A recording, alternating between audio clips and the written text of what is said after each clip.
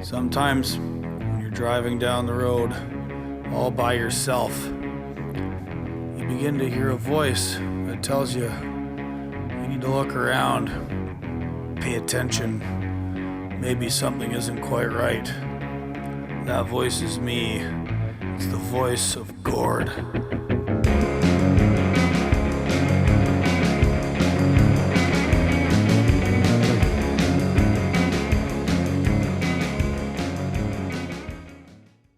G'day, and welcome to another episode of Voice of Gord. I'm Gord, and this is my voice. A special g'day to my friends down under.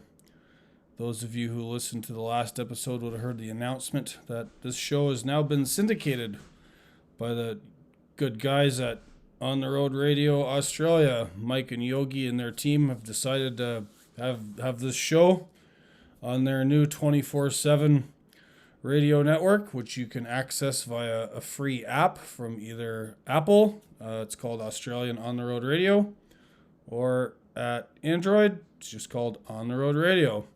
Download it, stick it on your phone, jack it into your stereo, set the cruise, and listen to some good tunes, some good commentary from Mike down there in Australia, and me from here in the north end of North America, and whoever else they managed to pick up along the way.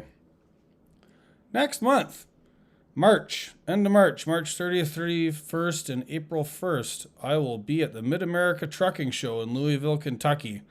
The one and only. I've never been there before, and I'm really looking forward to it, and I hope to see some of you guys there. My friends Justin and Rooster from the Back the Truck Up podcast will be in attendance. Mike Lombard from Lombard Trucking, and all sorts of other miscreants, rebels, and outlaws from the world of trucking should also be there. It sounds like it's going to be a real good time. If you do register to go, and it's totally free on their website, all I ask is that you use this code they gave me, because the folks at Matt's have made the curious decision to recognize me as a social media influencer, though I kind of reject that label. I'm just a opinion merchant with a little podcast and a tiny Twitter account. So anyways, if you do register, use this code ZVZTMZ. I'm not very good at the phonetic alphabet, but I think that's Zulu, Vegas, Zulu, Tango, Michael, Zulu. I think I might have got the V wrong in that. Anyway, yeah, I'm looking forward to seeing you all there. It's going to be a good time. I'm going to drive down and spend the weekend and hang out, and maybe we can meet and talk all things trucking. All right, as always, I appreciate your guys' feedback. You can contact the show, gordilocks at protonmail.com, GORDILOCKS at protonmail.com. You can find me on Twitter at driverautonomy. I also have a Substack, autonomoustruckers.substack.com, where I write occasionally and share various things I write at other places, and you can also subscribe to this podcast there. Speaking of writings, I was recently published at a website and magazine called American Affairs Journal, where they hosted my very long-awaited review of Professor Karen Levy's book, Data-Driven, Truckers, Technology, and the New Workplace Surveillance. It just dropped this past Monday. It's posted to my Twitter profile. You can go directly to AmericanAffairsJournal.com. It's basically a 6,000-word essay examining this wonderful book by Professor Levy, where she examines the effects of all of this intrusive and invasive surveillance technology on the lives of me and my fellow truckers, specifically the ELD mandate amongst various other technologies, how all that stuff is working out or not working out, and what it all means for the rest of the workforce going into the future, on our way to maybe being replaced by robots, maybe not. But it's a good warning. It's an excellent book. I highly recommend you check it out. You can buy it directly from Princeton University Press. That's Data-Driven, Truckers, Technology, and the New Workplace Surveillance by Professor Karen Levy, who will be on my show very soon. We were supposed to record a couple of weeks ago, but one of her kids was sick, and her mother is in ill health, so I'm trying to give Professor Levy all kinds of time. Hopefully, we will get her on very soon. Today's guest, many of you will know from Twitter as the Huntsman, Mr. Ross Kennedy, logistics and supply chain expert extraordinaire. During the COVID regime, when everyone was hiding at home and wondering how is all this stuff getting delivered to my house, he was breaking it all down for everybody on massive Twitter threads. Very detailed, showing you exactly how supply chains worked, getting boats around the world and getting everything delivered to your door. Ross was a pleasure to speak to. He's super experienced in the business, very opinionated guy. I kind of let him go. He's great, and I think you guys will really like this. We recorded this before the revelations from the Canadian Security and Intelligence Services about how much the Chinese Communist Party is up in Canada's elections. Given Mr. Kennedy and my very low opinion of Prime Minister Trudeau, you might be surprised to hear we didn't mention that. This conversation was recorded about 3 or 4 weeks ago, so we missed that. If you want to hear more about that, go to my previous episode with Mr. Alex Brown, freelance journalist and writer from Toronto, and Alex brought us all the information from that CSIS revelation of only a week or so ago. All right, don't want to hold you up any longer. Come on down and listen to The Huntsman.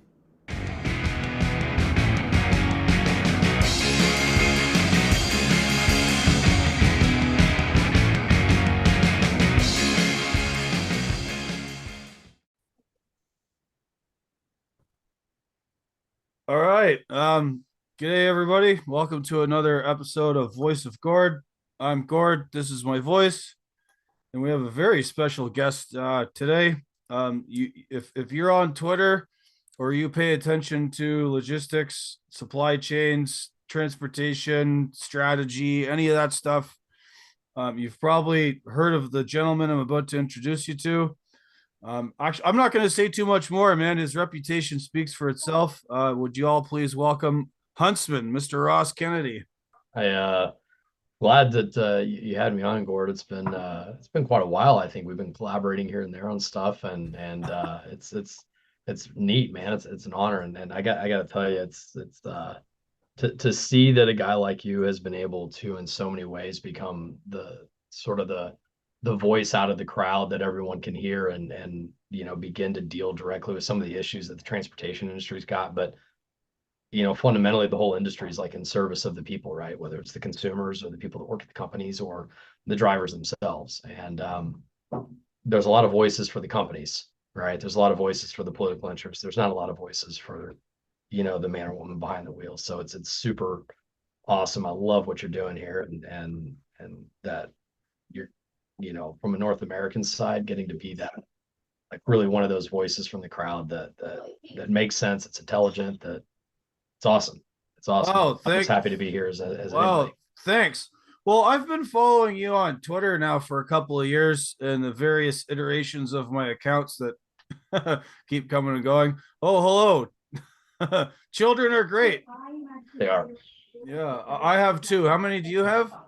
Four. Four. Oh, wow.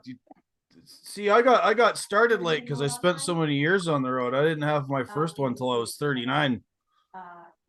Well, it's like the first two you have to like buy off the rack, and then like, oh, does it fit? Do you do this? Do you do that? And then you're like, all right, these kids are all right. Well, I'll get another couple kids. So Right. So how did you get started in all this? I mean, you're well known and legendary on Twitter. I think Mhm. you seem to have risen to prominence during COVID because everybody was hiding at home, and the more curious amongst people were saying to themselves, how does all of this stuff get to my house? How do all these Amazon packages happen? And why am I hearing about boats sitting off the coast of Los Angeles and trains that aren't moving?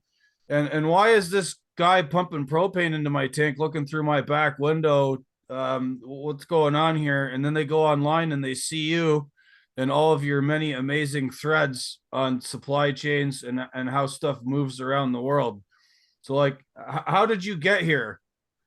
It's it's one of those things where it's a very long story, but it's a very short one at the same time. I graduated college and came of age at a time when, logistics and supply chain as a discipline wasn't really a thing that you could get a major in or specialize in. It's finance, it was business, it was marketing. Then you had the hard sciences and the soft sciences, sociology, chemistry, whatever it may be, law. But there was not really, outside of a few kind of niche programs at Michigan State or Penn State or whatever, like an emphasis on how do we manufacture and move things, and the essence of what makes the world turn is not just commerce, but it's humans' ability to fulfill their needs. And so, 10,000 years ago, 100,000 years ago, it was everything we possibly could fathom that our world needed was within our hands, immediate hands reach. You had a weapon and you had to go kill an animal to eat and to make skins and furs and fire. And that was the sum total of the world. But as the world matured and it became not about how much you could gather and hunt, then it became about how much you could uh, make, how much you could grow. And then once abundance became a thing for the first time in human history, it became how much could you trade for other things you want or need. And really from the beginning, the story of humanity is a story of trade and supply chains. And so when I got out of college, it was really a choice of join the Marine Corps and go the OCS route as a college graduate, right in the middle of the War on Terror, which was one route, or it was choose the relationship that I was in and then start a life right in the commercial side. But fate, it would seem, kind of brought the two together fairly quickly in my life, as there was always a need for people who had a knack for moving things from A to B. And given that I was, from the very beginning of my career, kind of fell into logistics and moving things from A to B, the intellectual curiosity of how does the work, and then the background that my own family has and So in the Air you say Force. your own family. Could you be a bit more specific Mm-hmm. about what exactly you were doing in like the actual start? Like I know you Yeah, went to so I know you went to school, but what exactly, like, what was your first gig? What exactly were you doing as like a hands-on job? I started out as a grain merchandiser for one of the big multinational grain companies, and so that'd be like your ADMs, Cargills, Bungies, Louis Dreyfus. And I think I was probably a week into the job when I realized it wasn't like trading places where I was going to be like hanging out with the Dukes and Billy Valentine and Louis. And And there's an old cultural artifact you have to be a certain age to appreciate. still one of my favorite movies. I watch it probably. I consider it like Die Hard a Christmas movie. So that and Die Hard are my two favorite Christmas movies.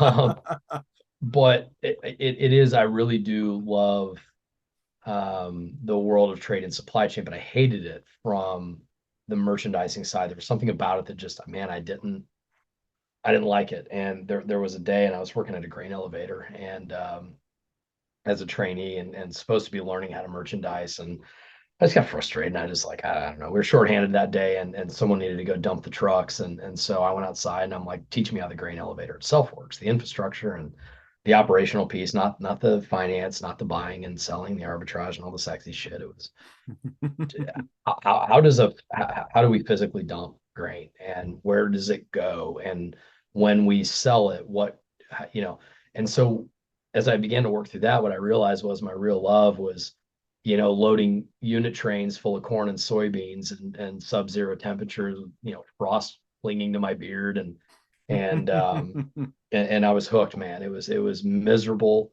and ridiculous work, but I was like hooked. I'm like, this is it. And pretty quickly, I realized that there was always a surplus of merchandisers, and there was always a surplus of people that could work in offices. There wasn't a lot of people that knew how to get out there, get their hands dirty, move things from A to B, really outside of the truck drivers and railroad guys we worked with. Many And such cases. many such cases, right?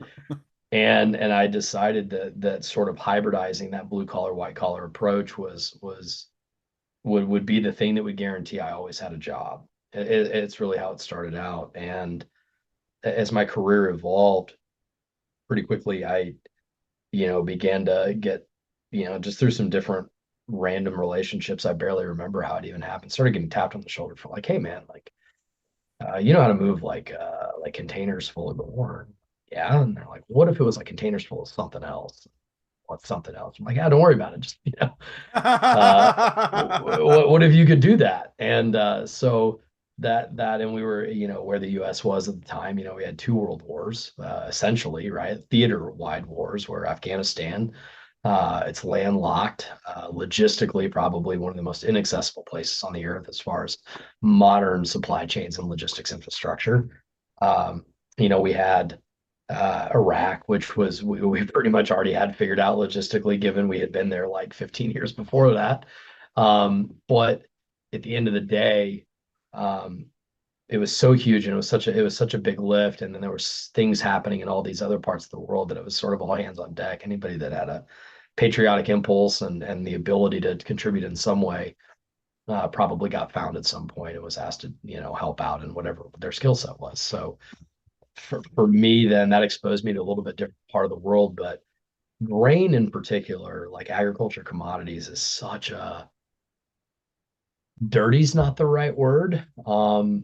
But it's like the original commodity and product sector where all manner of geopolitics and trade collides. And it's been that way forever. It's why the Dutch, at one time were the largest seafaring empire in the world with the VOC, and then they were superseded by the Brits with the East India Company. And Um, the Hudson's Bay Company. that's right. That's how Canada got mapped out and discovered in air quotes. Yeah, the Hudson's Bay Company set up like beaver pelt trading posts on Yes, any river they could send a canoe up, and that's how they mapped out a lot of the interior. that's what it Uh, was. It was a search for resources. And by the way, some of those routes, highways and byways, were used when to this day, the only time the U.S. was successfully invaded and our capital burned down. So thanks to your people, Gord. Um, so yeah, if any British colony was ever going to burn somebody down, I would have thought it would have been Australia, but well, sure enough, it there, was the Canadians. yeah, 1984 with kangaroos was yet to take place. That's right. That's right. It's the Emu Wars hadn't yet happened, right? Yeah. So So on your point about grain and geopolitics yeah. in Canada, I don't know if you heard this news item. So when all the fireworks and nonsense started in Ukraine, uh, Hmm. almost this time last year, of course, all of your tariffs and all of your economic leverage start coming out to try and Hmm. mess with Russia. And I found out something interesting. So the Trudeau government in Canada it started imposing all of these tariffs on Hmm. some kind of imported fertilizer from Russia, Hmm. and Potash. it, possibly maybe a different kind of potash than the one that's they pull out of the ground in Saskatchewan everywhere because that's like the world's largest potash reserves. Yep. But anyway, I read this story about how farmers in Ontario were importing whatever it was from Russia, Hmm. and the tariffs got placed even though the stuff was already on boats and on route. So Hmm. it's already paid for. Contracts are already signed. These guys are waiting for their fertilizer, and then the government imposes this tariff, and the guys couldn't afford to pay for it. They're like, we've already accounted for all of this, and we can't. So it caused this problem to Canada. Like it was like Hmm. beating our um, punching our own dicks, so to speak, Yeah. in attempting to put a tariff on Russia, but it was already too late because the product was already in motion. I'm stunned that a PM who is the probable son of a communist, we're not sure which one, uh, could have been a Cuban communist, it could have been a Chinese communist, who knows? But um, doesn't necessarily understand how supply and demand and economic incentives work. But the same thing happened in the U.S. in the Trump administration. And the story on that it's the same.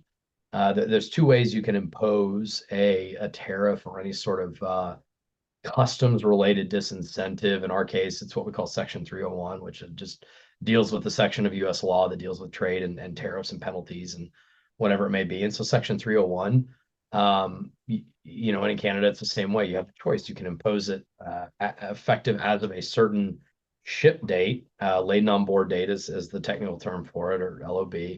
And that's when the containers like that, or it could be container, it could be whatever, it could be just bulk material, but it's when that vessel departs the port of lading, and it's manifested and declared in the international system that this vessel sailing with this cargo aboard.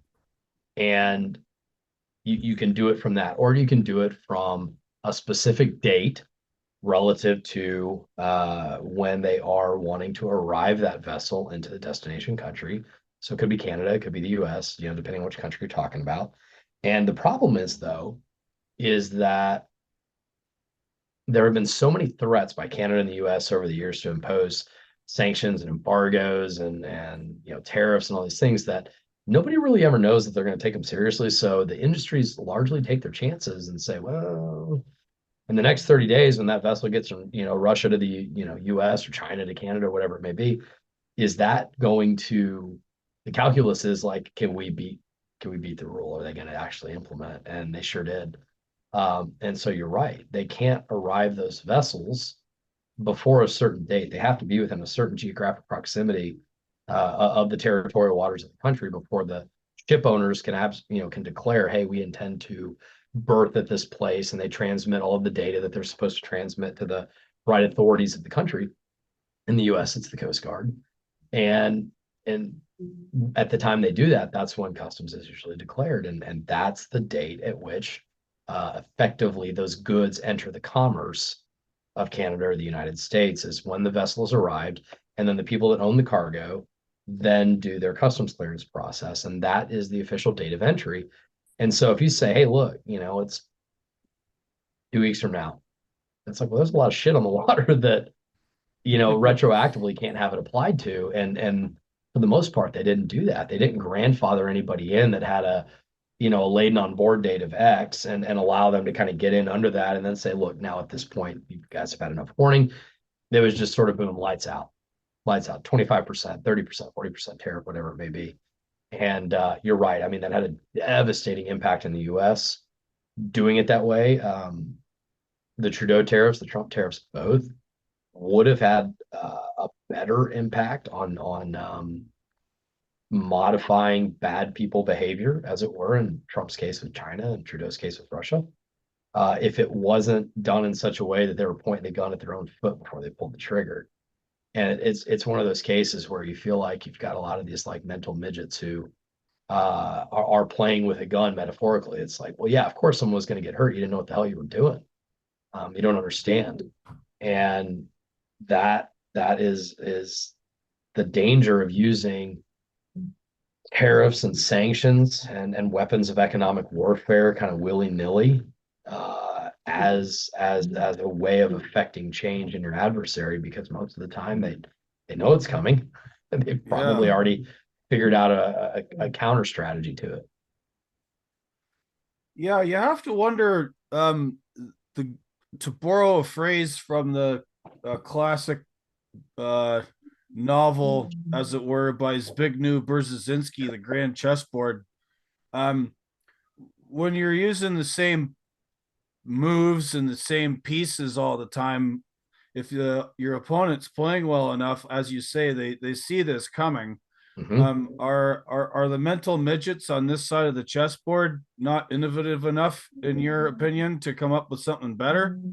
No, absolutely right. So that's part of the fun side of my life that I occasionally get to dabble in, is to work with some of the various centers of power in the US and within NATO on what are some really asymmetric ways we can approach this problem set, or this chessboard. Give us the move they've never seen before. Give us the economic warfare gray zone tactic that they've never seen before. And it comes down to simply understanding the real levers of power, maybe with as far as how you impact the world. And it's the whole Archimedes thing, right? Give me a lever and a fulcrum long, give me a what is it, a fulcrum and a lever long enough, and I'll move the world. And that's what it is. And we pretended that with sanctions. We pretended that kind of power, and the U.S. has an immense power with its control of the global reserve currency, which is the dollar, and the global clearinghouse for financial transactions, which is SWIFT. But anytime you have the dominant weapon, the preoccupation of your adversary is going to be, how do I come up with a better mousetrap to neutralize or even, uh, overbound that weapon and achieve not just parity but dominance, because that's your one trick. And I think we've seen that. We've played the same card too many times, the same gambit too many times, if you will. They knew it was coming. And so we're stunned and amazed, and then we end up doubling down on stupid when, we fire that shot or throw that best punch, and it doesn't land for some reason this time. Um, and Well, it's I because you think have. we're seeing this quite a bit with Mhm, Russia.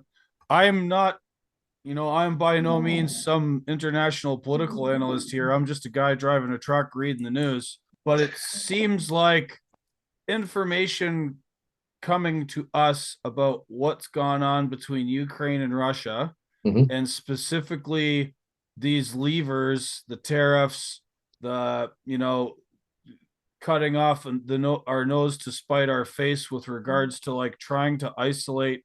Russia's energy industry, and energy prices in Europe kind of skyrocketing. Like, what's your take on all of that, like as far as the energy sector goes, vis-a-vis Russia, Ukraine, and Europe? It's one very simple heuristic that hasn't failed me yet, although we live in strange times, so it may yet fail me. Is that if there is demand for a product, the market will find a way to access it. And in the case of Russia, you've got a couple of different grades of crude oil that are really useful. When properly refined, you've got significant access to their fertilizer resources. You've got a near monopoly on nickel, in some part, as far as the ability to, for a lot of places in the world, to access it. And not to mention things like uranium, right? So you've got a country that sits on a tremendous bounty of natural resources and has a relatively limited way to get them to the market. So if the Black Sea is shut down as a way of getting these materials into the world market, if maybe the northern passage over the north of Russia is a difficult way to get it out, then the Baltic Sea and the North Sea in Europe, then it becomes sort of inevitable what way they're going to have to go, which is either over their land boundaries and two-step the material through other countries, or take it out of the east and get it into the northern Pacific.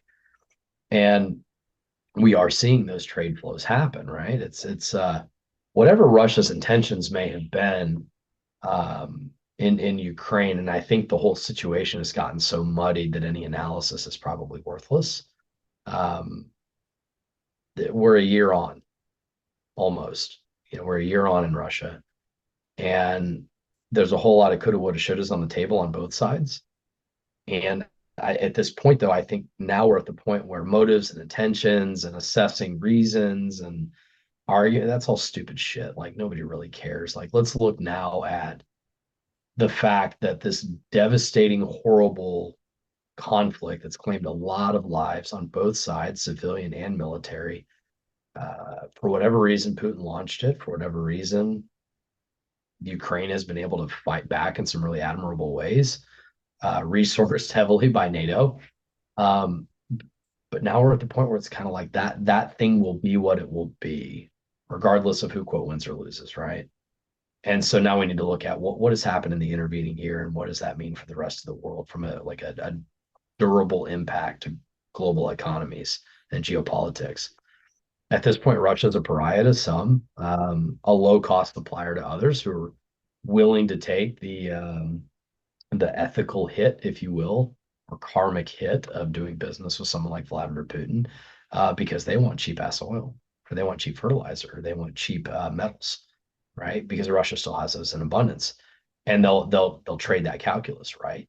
You so you're seeing that happen where you've got this reshaping, or in some cases doubling down of first principles of certain countries, China being one, India being another, where whatever position they've chosen, it's like the benefit to them is access to materials from a more desperate provider. The downside to them is relatively minimal. They take very little risk. The US is not going to stop trading with India because it does energy trade with Russia. And that's sort of the real politic of the situation here, is that you've got a country that's bleeding its arsenal and its manpower dry, but historically has shown that it's willing to fight to the last man, the last scrap of metal to achieve whatever its goal is. You've got the Ukrainians that have proven to be a phenomenally resistant nation, and that's admirable to what seemed like an overwhelming invader. But at the same time, you can't discount the fact that Ukraine was like a fraud playground for Western elites for 20 something years. Oh man, So it's there's so many fraud playgrounds. You'd think it was like one of these purpose built suburban communities meant for that particular type of child. They're just everywhere, and absolutely, absolutely. golden swing sets, and slides, water slides of milk and honey. Yeah. Um, it's it's one of those things where, and it was interesting that Peter Zion, he wrote that book, about how we're kind of in the end of the world, and released in the middle of last year, and then went on Joe Rogan and made some very splashy claims about Russia and famine taking out 13 or 14% of the world population, and that's I listened to part of that interview, and it was somewhat apparent to me and some of my friends who discuss this stuff back channel that Mr. Zahan might have been a little bit full of it. Just the vibe he was giving off. I could be wrong. Just it's didn't seem like an honest dealer. he's more directionally accurate when it comes to the Russia Ukraine issue, although it's certainly not going to result in famine, for fuck's sake. Ukraine is not the breadbasket of the world. The United States is, Brazil is, and to a large extent, in some ways, Australia is, certainly as a purveyor of raw materials. The lack of discussion about Brazil and the United States, Canada, Morocco, um, Australia, the impacts of all of these countries on actual and latent capacity to produce fertilizers. When you look at all of that stuff, it's like, are there warning signs on the horizon? Yeah, there certainly are. But to say that an eighth of the world's population is going to get wiped out by famine, like a billion people, and that China's going to collapse in, a decade or less, is absolutely insane. I mean, it's the world can't let China collapse, and that's the truth. It has to be a managed, uh, it's almost like a Mexican standoff. Like, what was it, Reservoir Dogs, where all the guys had their guns on each other at the same time, and that's kind of where the world is with regard to some of these geopolitical issues. It's that certain countries and certain spheres of influence have staked certain essential centers of power that the rest of the world cannot disrupt. The US has financial dominance. We have R&D dominance in a lot of domains. China has resource dominance, particularly when it comes to critical and strategic materials, things that make rare earth magnets, high-end construction materials, things we need to make semiconductors, next gen, particular like gallium. Like, China has essential dominance in that, and then there's other places in the world that are, as BRICS or India or whatever it may be, that these shifting alliances, these uncertain foundations. The one thing you can bet is that these countries are going to do what's in their own individual self-interest, and so the individual self-interest of too many countries, they can't let China collapse. Right. Even if And China, on your it's not point going of, to happen. yeah, and on your point about the minerals, so our, as you know, as everybody listening to this probably knows, we have this interconnected global economy, supply chains all over the place. And as you say, certain countries kind of having a lockdown on certain Mm-hmm. critical resources. The last show I released was with a gentleman in Canada named Chase Barber, who's got a tech startup, for lack of a better word. He's just a tinkering, really good backyard engineer truck driver in BC. and his idea is to retrofit existing trucks with diesel hybrid systems. So he's like putting Hmm. batteries and electric axles and electric motors, and when they run out of whatever electricity they've made from regenerative braking, because he was in the logging business, so it's the whole idea of potential energy going downhill. Yep. Anyway, he's got this really cool concept, but like lithium batteries, Hmm. where's all the lithium coming from? Right, like what's your opinion or take on like all these minerals that are necessary for the electrification fantasies of our various overlords over here that are under the spell of climate alarmism and everything must be electric. Well, that insinuates a whole lot of batteries, and that insinuates a whole lot of minerals that are coming from places that are not here, right? That's So right. like I mean, how does all that look to you? so we've got really three kind of big picture considerations with regards to electrification, EVs, you know, battery technologies that all fundamentally kind of depend upon the underlying minerals that are used in their production. Number one is that probably electric vehicles, more than almost anything else in the last 20 years, have contributed more to human suffering than at global scale than probably any other technology has, short of 5.56 rounds and 7.62 rounds of ammunition, where we've had a lot of people killed in combat and things like that. But at the end of the day, you've got um, a, a, an economy of these minerals and materials that started in China, then they were discovered in Congo and a number of these other places that and it's not just cobalt, man. It's like molybdenum and all these other things that are even super rarer that occur in only very small concentrations and then pockets around the world. And it happens that China has a whole lot of those pockets of minerals available, and that the way to access them is to literally bust them out of the ground and run them through a highly corrosive chemical refining process. In China, these artisanal locations mostly just dump that shit right back into the soil and poison it for 1,000 years or whatever it is.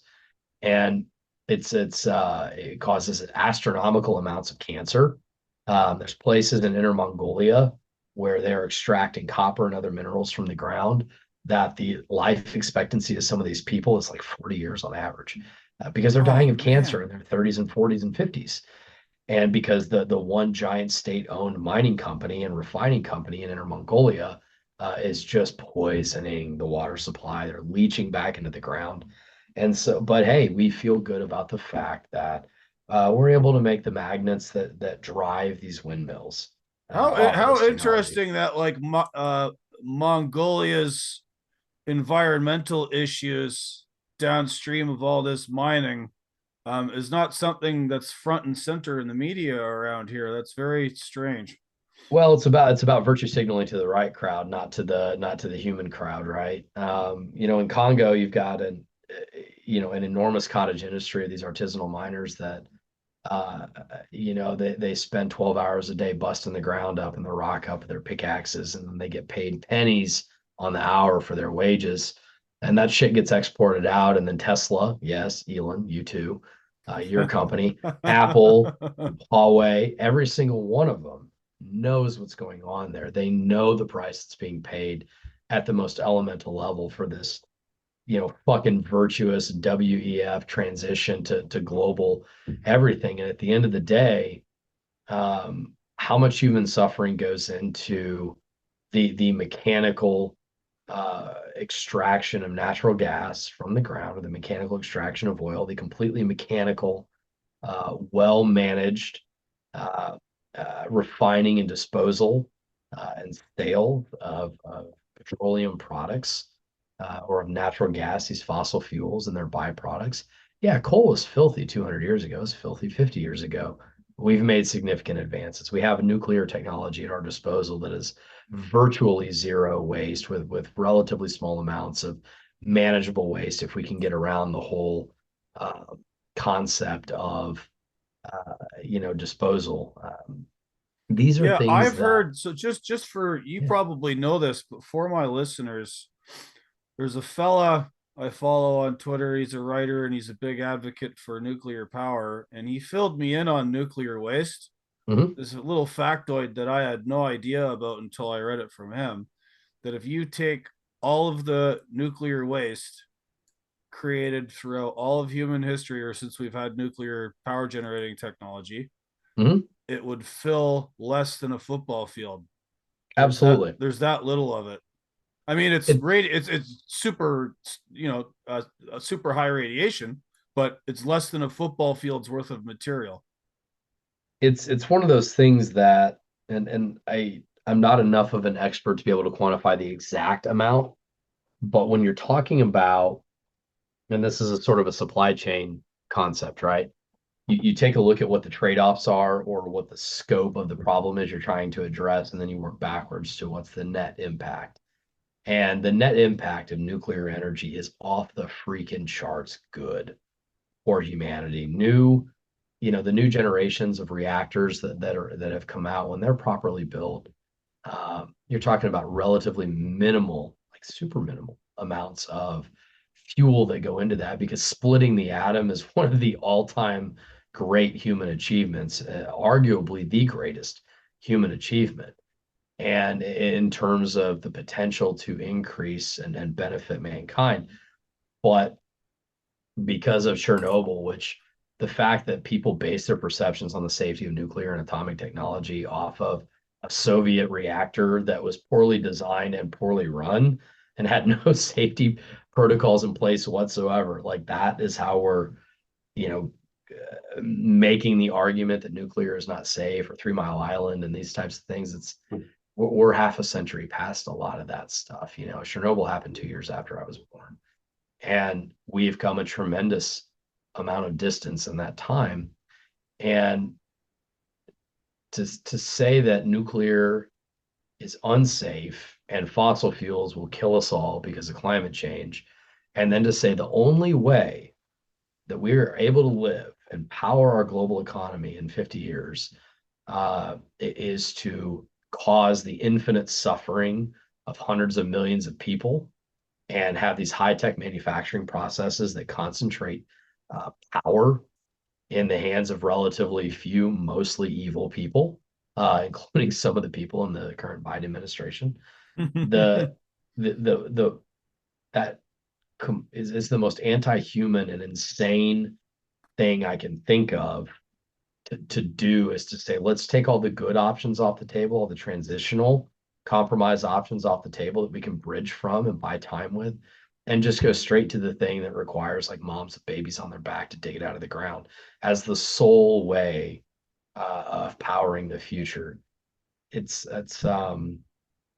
it's inefficient from a supply chain perspective, which is why it's weird that the Germans are into it because like they're nothing if not efficient as a culture.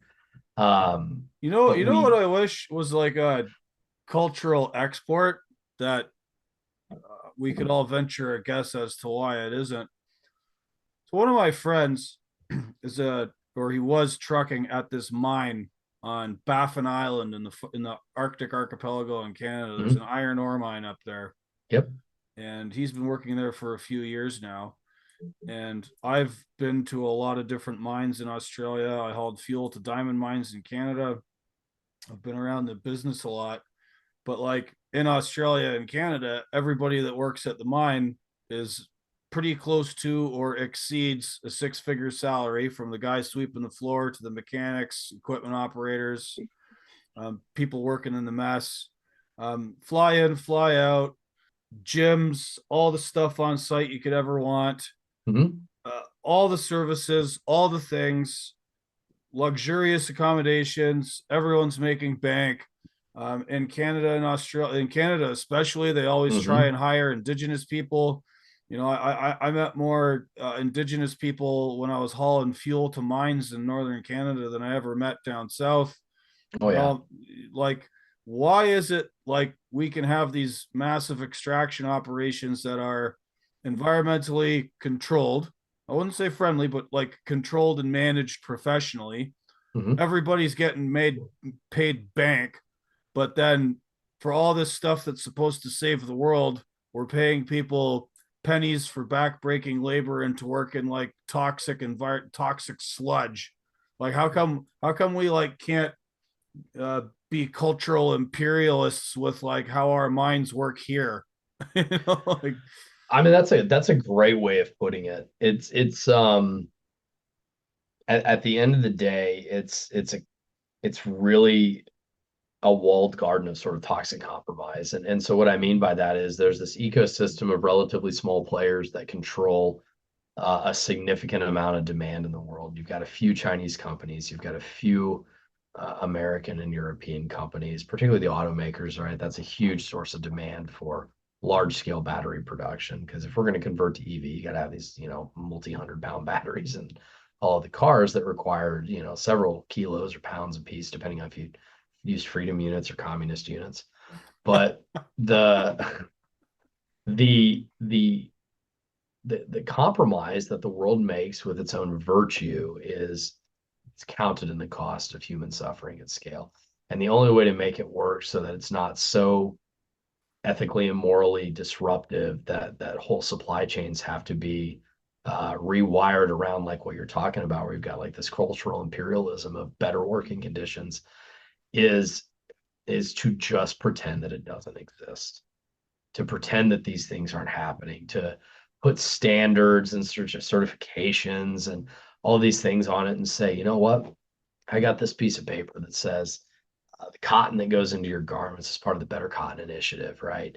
And we're going to act like that shit isn't grown in Xinjiang and two-stepped into Bangladesh, and we're going to pretend like it doesn't come out of a gin that, and then into a textile factory that, um, blends that cotton with all of the other extra long staple cotton that grows in India or Pakistan or Bangladesh or whatever. And all of a sudden we've laundered this shit. Now it's all, and then you look at the production numbers and it's like, wow, these countries probably don't grow as much. Like when you look at the cotton production versus the actual output of what they claim in their garment industry, it's like they're getting the cotton from somewhere that's not from their own farms.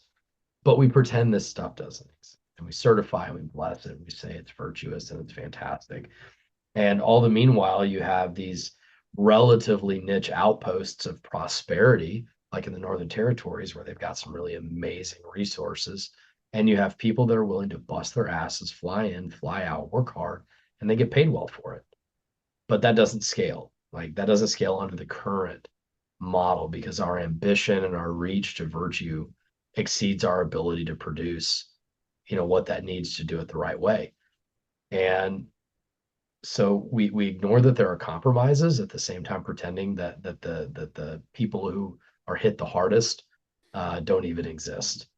And that's a almost a black pill truth, except for the fact that humanity has when you look at the course of human history, has had a remarkable ability to walk right up to the brink of stupidity and destruction and total annihilation, and then we pull it back. And I think we're reaching that tipping point where we're going to say we've got some really crazy priorities and we need to reprioritize, work towards a better way of doing things, um, in a way that is good for the economy, but also not, totally destructive to humanity itself.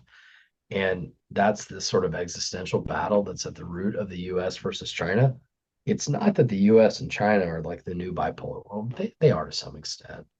Um, but it's a battle of wills amongst competing theological systems. Almost it's the communist way is can brute power, brute force, sheer will to power, and force uh, remake the world in a universal image. And then versus the US's flawed, tragic, ridiculous way of doing things, but still fundamentally rooted, I think, in the right principles, which is shared by most Western, nations, certainly by the Commonwealth and the Crown.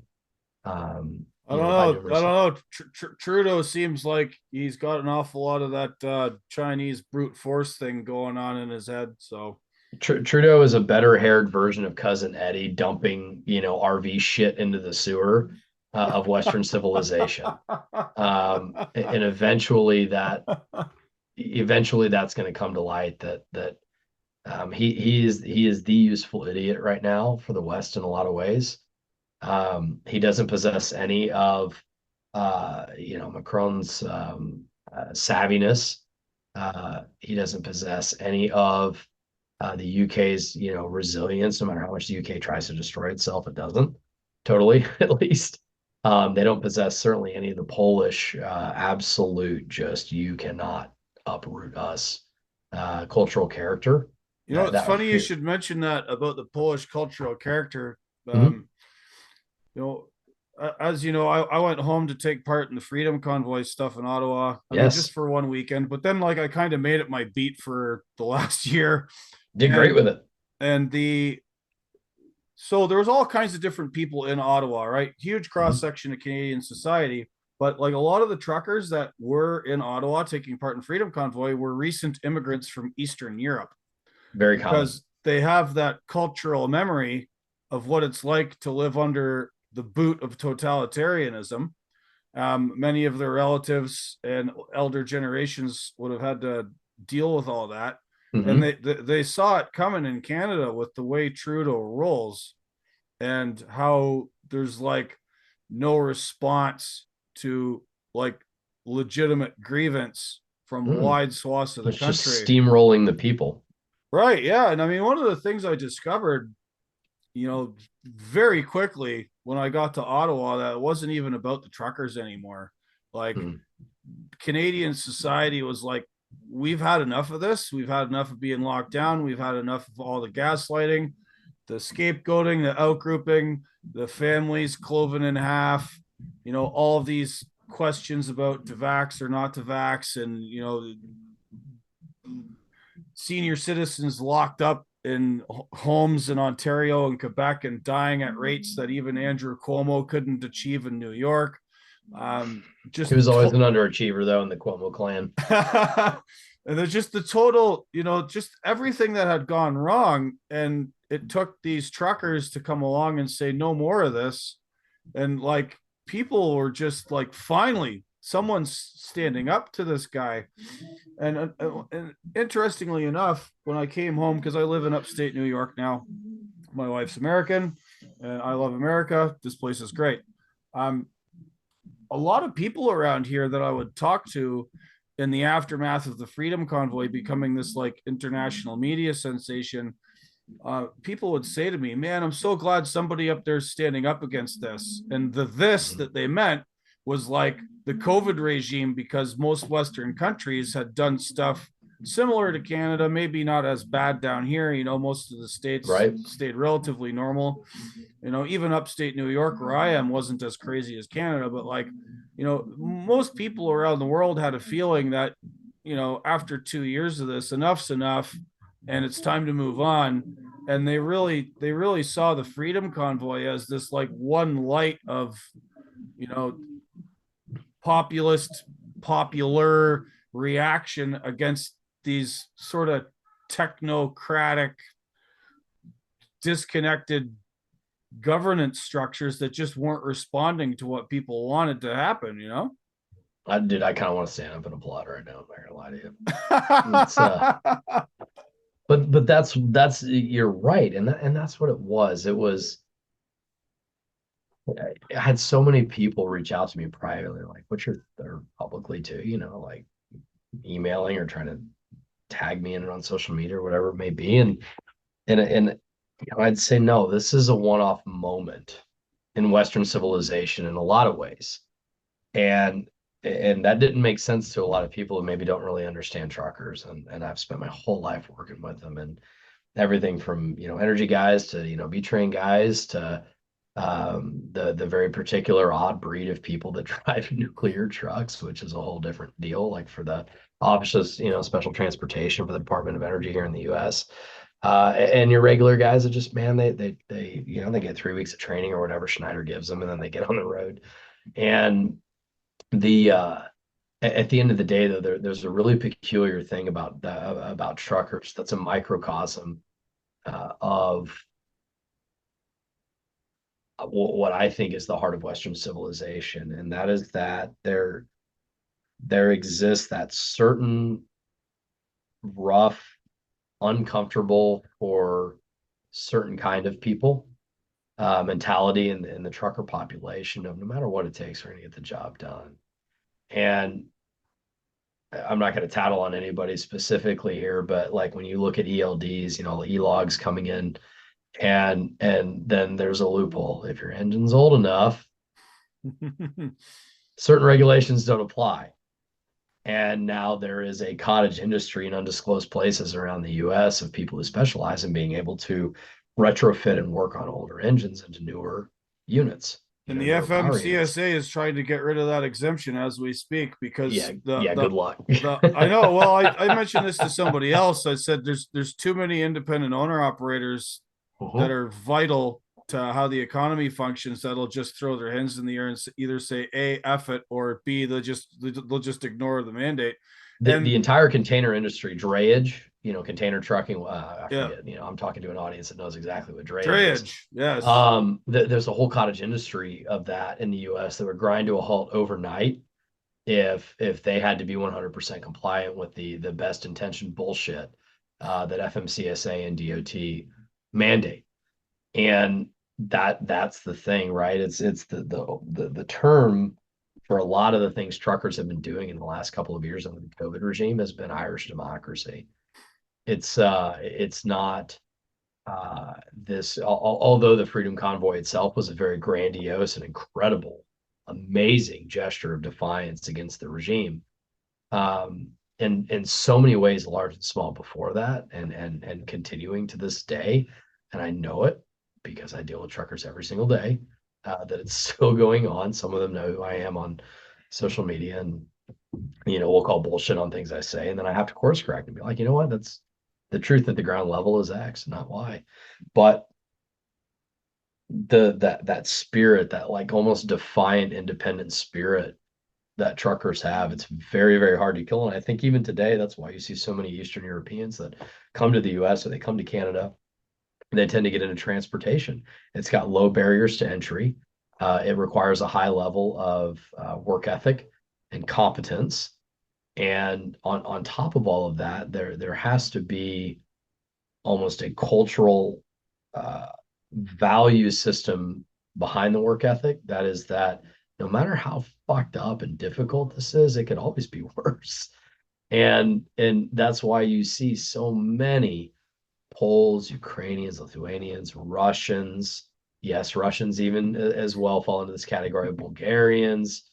You see, particularly in the St. Louis area, you see a lot of Bosnians and Serbs, which when they're not shooting at each other in South County, own competing trucking companies.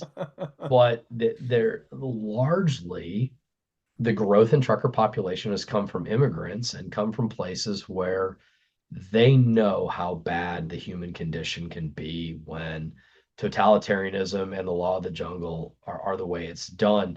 And they come here and it's insane to them the way things are, that we're regulating ourselves into economic and political comas.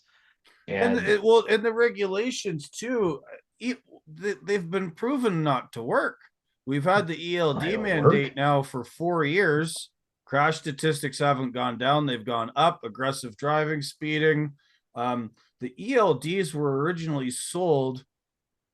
One of the selling points they use to get people to accept them is like, well, we'll use all the data we collect from it to make sure to try and do something about like rampant detention time and get you guys paid for it. And that was That vapor. hasn't happened at all. That was I've vaporware. never, ever had an invoice submitted saying, I need the detention time I'm owed. And by the way, here's my ELD record of it. It's like, come on, man. Like, it's bullshit. And the Wow. truckers knew it too, but Not even once. never, Oh never, wow. never. I've never, ever. I have to pay per diem to ocean carriers based on gate in and gate out records, just scale tickets and EIRs, your interchange receipts and shit like that. At the rail ramps, you have to do that. I've had scale tickets be used to justify wait time and things like that. Like they get on the scale and there's at a certain time and they weigh and then they get off at a certain time. And it's like, oh shit, he really did sit there 3 hours while they were scooping out the back of the trailer because some bag busted, right?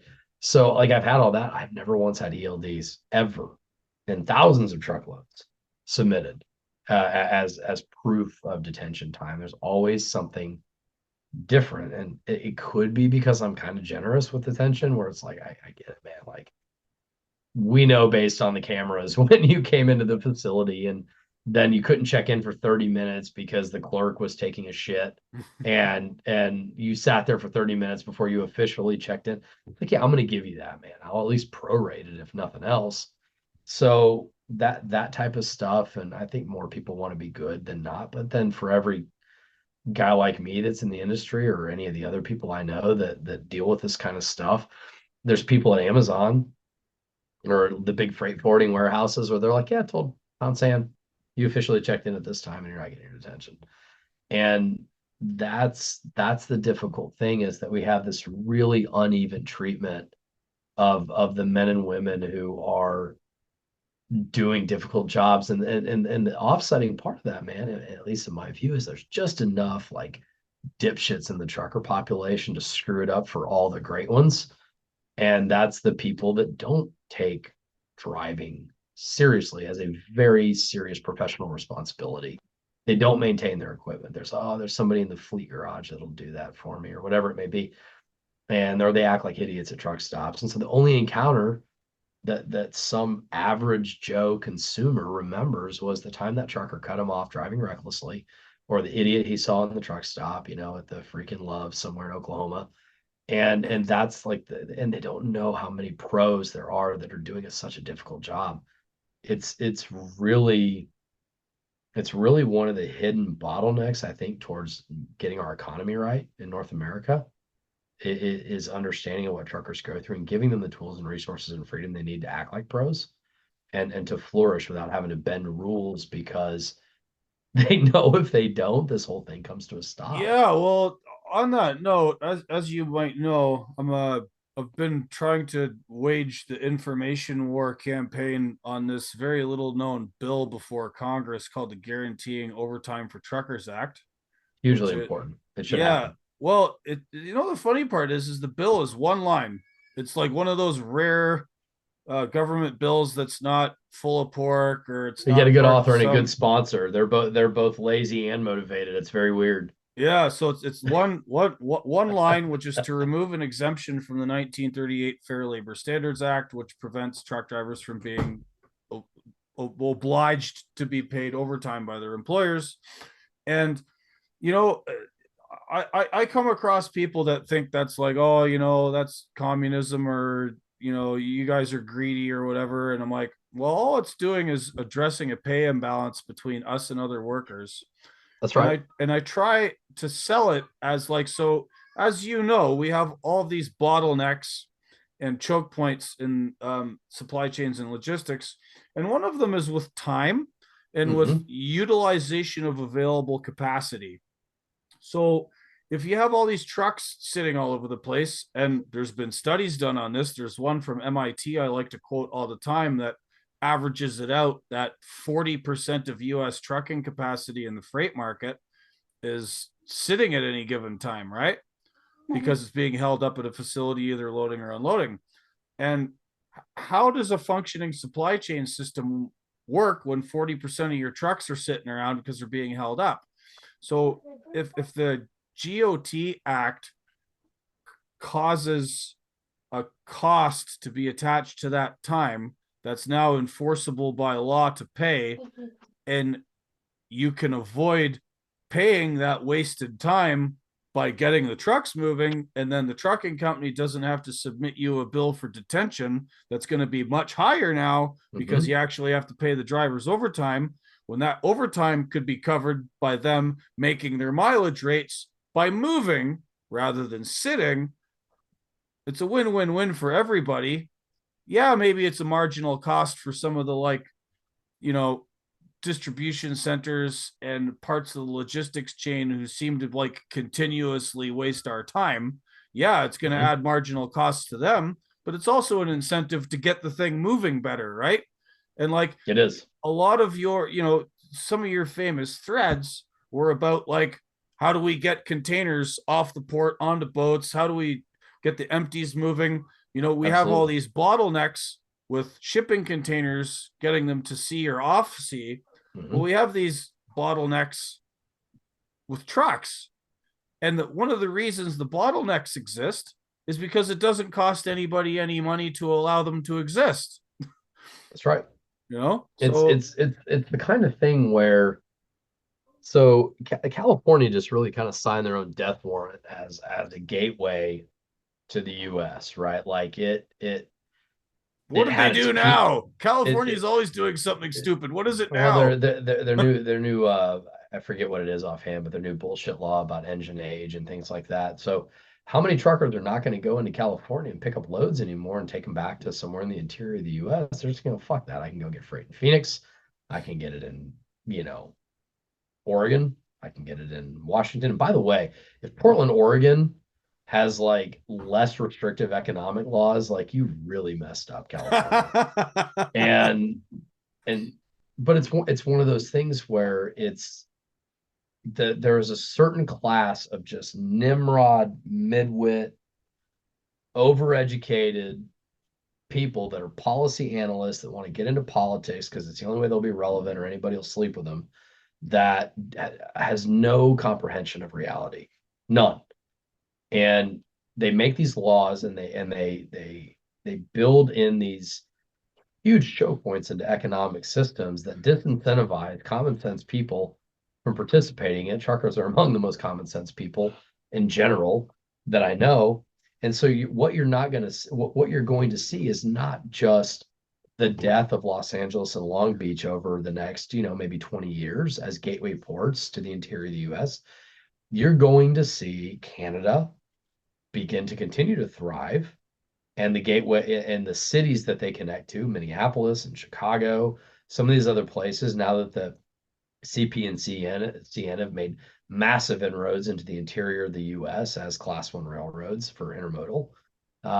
Prince Rupert, Montreal, Vancouver, Vancouver, Canada, not Vancouver, Washington. Not many people know about the Prince Rupert port because it's fairly new. It was only constructed a few years ago.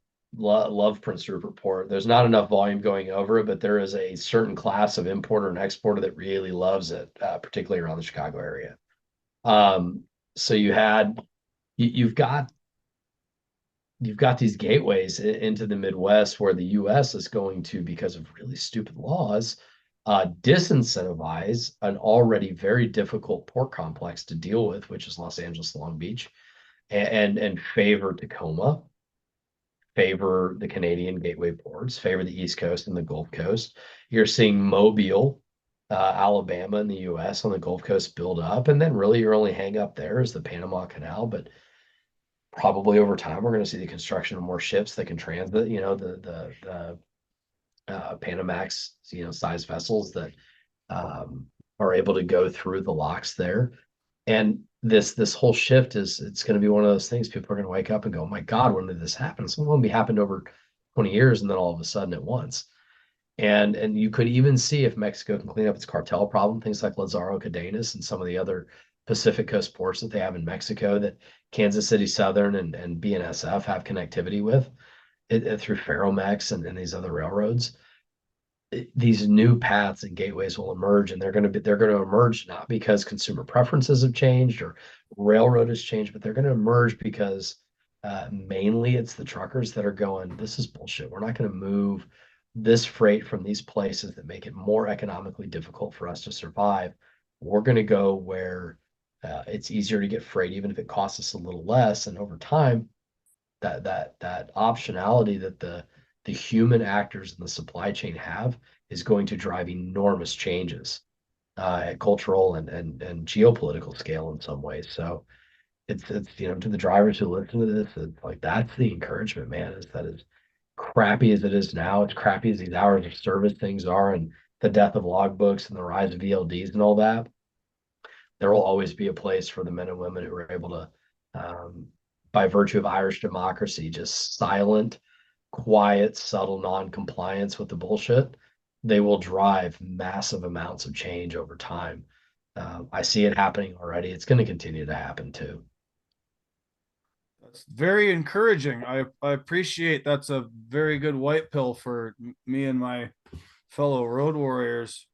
Interesting you bring up Mexico. I was just Mhm. wondering, I was just thinking in my head, what a great way for the cartels to launder money by building some infrastructure down there. I They're mean, already doing it. they're up to their eyeballs and everything already. I mean, Yeah, they grow avocados. They probably own half the trucking companies. I'm just guessing, but like they got to do something with all that money.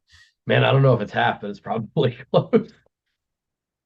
It's you know, I tongue in cheek said at one time, I like tweeted like, there's no more brutally efficient supply chain in the world than the narco cartels of, Central and South America. And then I thought about it. I'm like, man, that's actually true. It's these guys are from an efficiency standpoint, and it's because, law enforcement and I don't know, gang murder are like very Darwinian factors in all this. But they have gotten so efficient. And I'm talking about this from like an amoral standpoint. I'm not making a value judgment on the manner in which they go about it or the products they distribute. But when it comes to just like straight up cold-blooded efficiency of supply chain operations, some of these new modern narco cartels are right up there with the greats, right? You can say the same about the Nazis too. Again, not an endorsement of the shit they did, but they're showing you with the bleeding edge of when you set aside human suffering as factors, when you set aside rationality and economic incentive, and it's all just about, or excuse me, political incentive, and it's just like, how do we make the most out of this buck? They're living at the bleeding edge of that because of the horrible things they do. And Mexico, in some perverse way, could end up on a long-term basis benefiting from that as they clean up the cartel problem. What there's going to be is this discovery of all these rat lines into the U.S. and these bridges and these tunnels and roads that have been built and officials that have been paid off and all these other ways. And in the same way that the West traded considerations for human dignity and an honest wage for American workers or Canadian workers or whatever it may be, the wage gap in Mexico, which is huge compared to China now, the amount of narco funded infrastructure that has built up, and then you take the legitimizing of all of these things with the USMCA Act, the new NAFTA, and you spin all that together, and you realize that Mexico, in some ways, could be the next China because of all of these factors. And the one thing Mexico has to do is get out of their own way. So when you combine the natural resources, the phenomenal world class resources of Canada, the fact that it does, other than like baby Castro running the joint, have some really amazing things in its favor as far as a stable, westernized, rule of order and rule of law system of governance, and then you take the productive capacity of Canada and the US, you combine that with a different type of productive capacity of Mexico. North America could be an economic powerhouse. You could be talking about Fortress Americas, where you've got three very distinct cultures, but cooperating all together in mutual security, in mutual abundance, and there's no dormant economic opportunity quite like that in my view. And it's a relatively small way to build from immense amounts of human suffering, but to say what's the opportunity to lift each other up and to get there, we could do that. We could do that, but It could, and this fits in with another trend I think you want to see is part of this, what you refer to as near shoring. mhm, There's lots of talk about reshoring and trying to get, under the Biden administration, they're talking about building chip plants here in the United States. In fact, one is going to be opening up near Syracuse soon, semiconductor plants. But uh, there's a whole world of reshoring that could take place, and like Mexico could totally be part of that. No, absolutely no problem. I mean, they're right should be. there. They're right there. The abundance of natural materials available to North America and general Mexico specifically, from Mexico's own reserves, but also from U.S. and Canadian resources, the abundance of things like bauxite that Jamaica has. It's you add these things up, and it's just small little incremental changes over time, but with a commitment towards here's the goal, could get to just the phenomenal economic success story. And the U.S., the southern part of the U.S.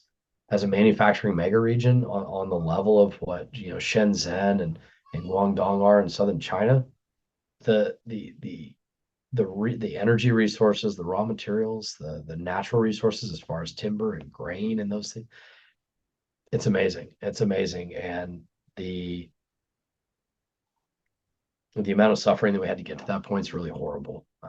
But you look over 10, 15, 25 years, the narco regimes in Mexico, the COVID regimes in the US and in Canada, um, people have the ability to get to that level of change. And it's going to start with the blue collar people. It's going to start with the oil rig workers. It's going to start with the truckers and, the longshoremen and the railroad guys and uh, consumers making different policy choices and different consumer and buying choices. We're close. We're close. And it really is now a matter of choice, not opportunity. That's a pretty good white pill, sir. I try. I try. When the first half is like, yeah, we're like Russia's killing a bunch of people and China's hoovering up the world's resources and Trudeau wants to put a needle in every man, woman, and child on planet Earth.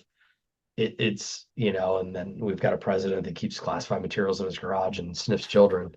When like I bust on Trudeau because like the throwing maple syrup at each other is like the national pastime of our two cousin countries. But maybe not maple syrup. It's like corn going one way, maple syrup, and Timmy Hortons coming back. But but at the end of the day, these are the problems, these are the challenges. But man, they're fundamental. They're fundamentally logistics and supply chain challenges, and that's a combination of just a little bit of political will and a little bit of imagination because we do have the people, we do have the drivers and the workers and the buyers and the markets to make these things real. And that's a thing that most countries in the world that are blessed with some things but not others, they don't have that, man. They don't have that like that spark of um, Protestant work ethic and the Or just abundance like of just the yeah. American ingenuity and what's the other word I'm looking for? Like the capitalist drive, just Yeah, the go get it, the go getter done attitude. they Um, don't. I think about this and it's one of those things that like it's one of those moments that Return of the King. Did you ever see the Lord of the Rings trilogy, the one Peter Jackson directed? yes, It just I've read the books about 3 or 4 times. I was big I fans have of. too. I freaking love those books, right? And I tried the Silmarillion and I got like 3/4 of the way through. I'm like, this sucks, but Lord of the Rings itself is one of the all time great works of literature, and it's a powerful moment in the book, and Peter Jackson really did it service in the film when you know you've got Aragorn, the Return of the King is riding up and down and motivating the men of the West in their last moment, against the darkness of the ages. And, it's death and destruction, or it's the rise of man. And it's you see that moment, you're like that. You almost feel a little bit like we're there, not in a negative way, not in a black pill way, but sort of in an existential way. Like, is that light of that mix of enlightenment thinking, the mix of Renaissance thinking, and the freedom and the theology of God and individual liberty kind of coming together. Are we at the terminus of that, or are we like sort of the rediscovery of that? And I choose to think that it's the rediscovery of it. I think the spark of that is not in our best and brightest that come out of freaking Harvard and the other Ivy Leagues, because I think they're indoctrinated with brainworms and mental poison. Um, it's the people that know how to like roll up their sleeves that still carry that spark. And I don't give a shit if they come from Eastern Europe. I don't care if they come from Australia. I don't care if they come from Brazil or anywhere else in the world. I don't care if they come from China. But if they come here and they want to work hard and they understand that the ability to make a better life is there, then those are the people whose hard work breeds sons and daughters that has that same work ethic that they take back the political and the academic institutions, and they take back that destructive and nihilistic spark of communism and wokeism and all these other things. Like the blue collar people of today are like breeding the saviors of civilization tomorrow. I truly believe that. That's a very optimistic view, sir. I'm doing my part. I've got two kids. I don't have four. But I hope I raise my daughters to have at least a similar work ethic that I do. I mean, this morning I got out of bed at 3 o'clock and tried to get a load in before it started snowing. My buddy Roy that runs the picker truck, that guy just he works a ridiculous amount of hours. There's just a lot of people in the trucking business. Like I always tell people, trucking's not a job; it's a lifestyle, and you have to want to do it. Very much so. And what you're identifying here is there's a lot of people out there that have the want to do it part. We just have to figure out how to get a whole bunch of other stuff out of our way and get the people ostensibly managing the show to do it a little more smartly. But they see that, Gord. Like your daughters see that. They see that, if they get up in the morning and it's going to school or whatever, and you're coming back in and you got the snow and the ice on your boots and the red nose because it's cold out, and they know you just went and before while they were deep in their sleep, you were already out putting the work in, and you were already out doing something for the family and doing and connecting your effort to somebody, some company, somewhere, their economic success, and something got where it needed to and the only way to get it there was because you woke up at 3 and did it. And kids pick up on that. It's why farming families in North America are so durable, the legacy of it. Um, the farms that suffered the most are the ones that told their kids, like, particularly in the 80s. The 80s sucked for farming. It was horrible. So my own family moved off the farm and got into farming adjacent disciplines. But, the land that we owned, it's now farmed by some cousins who were able to ride it out. And, we look at that and we think it's get a better life. The good life isn't on the farm. The opportunity isn't on the farm. And those kids went to college and they learned that something that wasn't true was true. And we've forgotten that a little bit. But then for every situation like that on the farm, or at the hog barn or chicken barn level, or at the trucking level, fertilizer companies, whatever it may be, but these people that are in touch with the production and transportation of the essentials of life, food, water, energy, the people who stuck it out, they've got kids. And the kids have watched that, and they pick up on the importance of that too. And then there's a lot of men like you who teach their families that is, this is a way of life. It's a calling. It may not be yours, but it is for a lot of people, and it's to be respected and admired.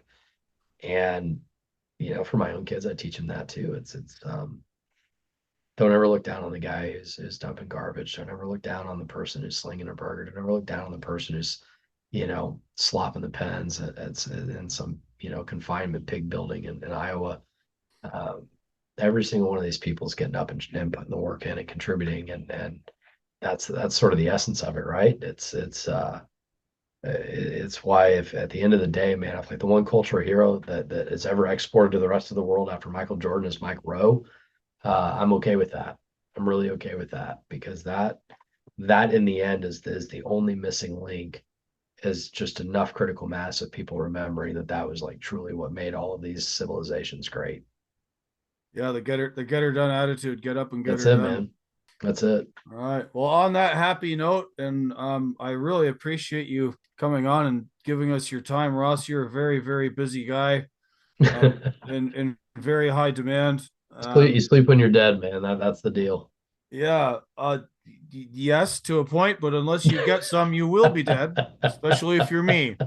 Um, hey, dude, seriously, thank you very much. I'm sure this will be my fans will really dig it. This is a show by a trucker for truckers, and to hear Yeah, somebody who's as high up and as talented in the greater world of logistics and supply chains and knowing how it all works, to have you come here and have a chat with me is a real privilege. And thank you very much.